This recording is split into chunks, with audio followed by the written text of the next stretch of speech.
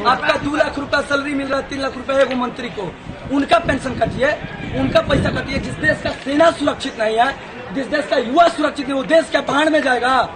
और इन लोग का जो मर्जी वो कानून बना देगा। देश किसी के बाप का नहीं है। नमस्कार, इन खबर में आपका स्वागत है। सेना में भर्ती के लिए मोदी सरकार द्वारा शुरू की गई अग्निपथ योजना के खिलाफ जिस तरीके से देश के 11 राज्यों में आंदोलन हो रहा है, ट्रेनें फूंकी जा रही है, बसें फूंकी जा रही है, स्टेशन तोड़े जा रहे हैं, उसके मद्देनजर केंद्र सरकार ने बहुत बड़ा फैसला किया है और केंद्रीय गृह मंत्री अमित शाह ने ऐलान किया है कि युवाओं को परेशान होने की जरूरत नहीं है। जो अग्निवीर 4 साल बाद रिटायर होकर के आएंगे उन्हें सेंट्रल आर्म पुलिस फोर्सेज में और असम राइफल्स में 10% आरक्षण दिया जाएगा। इसके अलावा 2+3 5 साल का एज रिलैक्सेशन दिया गया है और इस 2 दिनों में 2 ऐलान हुआ है। इसके पहले कोरोना के मद्देनजर एज रिलैक्सेशन के लिए 2 साल दिया गया था और अब जो ऐलान हुआ है उसमें 2+3 यानी कुल 5 साल एज रिलैक्सेशन दिया गया है।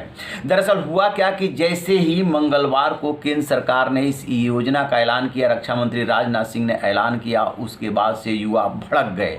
चूंकि कोरोना की वजह से 2 साल से भर्तियां नहीं हो पाई है, वो भर्तियों का इंतजार कर रहे थे, तैयारी कर रहे थे और इसी बीच ये खबर आई कि 10th या 12th पास करके आर्मी में जाने वालों के लिए 4 साल की सर्विस की व्यवस्था की गई है और 1 साल में 46,000 युवाओं की भर्ती की जाएगी।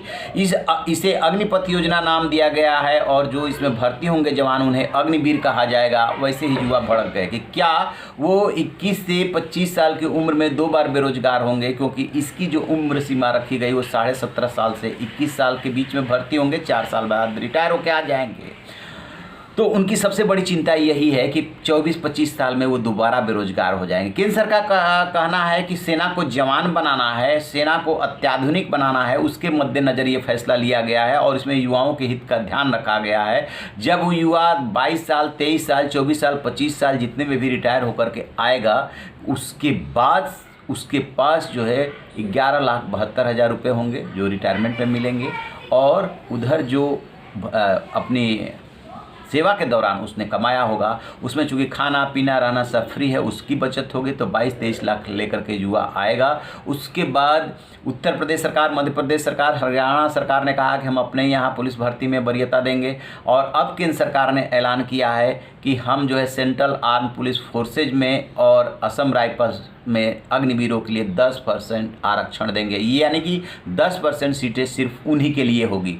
और एक बात और ओरिजिनल उसमें आई थी बात स्कीम में कि जो 4 अग्निवीर भर्ती होंगे उनमें से 1 अग्निवीर को सेना में ही एडजस्ट कर लिया जाएगा, उनको आगे सर्विस का एक्सटेंशन मिल जाएगा।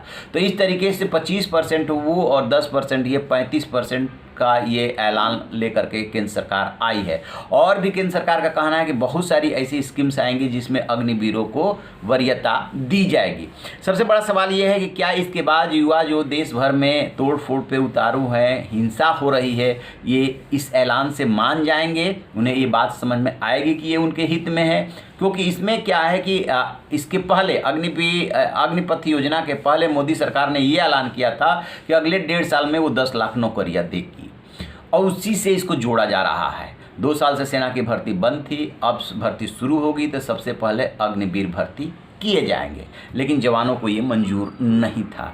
क्या केंद्र सरकार के इस ऐलान के बाद जवान मान जाएंगे? क्योंकि उधर केंद्र सरकार ने क्या किया है कि अपने मंत्रियों, अपने कार्यकर्ताओं को जो पार्टी से जुड़े हुए हैं उनको उतार दिया है फील्ड में, लोगों को, युवाओं को समझाने के लिए कि बात को समझिए, विपक्ष के भड़कावे में मत आइए, इसमें राजनीति नहीं होनी चाहिए, पॉलिटिक्स नहीं होनी चाहिए, मकसद बहुत बड़ा है। अमेरिका समेत तमाम देशों में ऐसी व्यवस्था है, सेना को अत्याधुनिक और जवान बनाने की कोशिश हो रही है।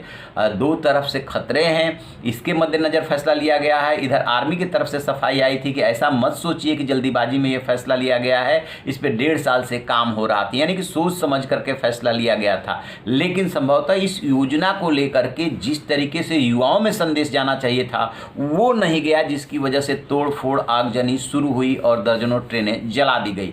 तो अब देखते हैं कि केंद्र सरकार ने जो बड़ा ऐलान किया है, गृह मंत्री अमित शाह ने जो बड़ा ऐलान किया है, उससे क्या युवा मान जाते हैं, उन्हें बात समझ में आती है या अभी ये आंदोलन और लंबा चलेगा? इस पर हमारी नजर रहेगी। रहिए बेखबर, देखते रहिए इन खबर। Thank you.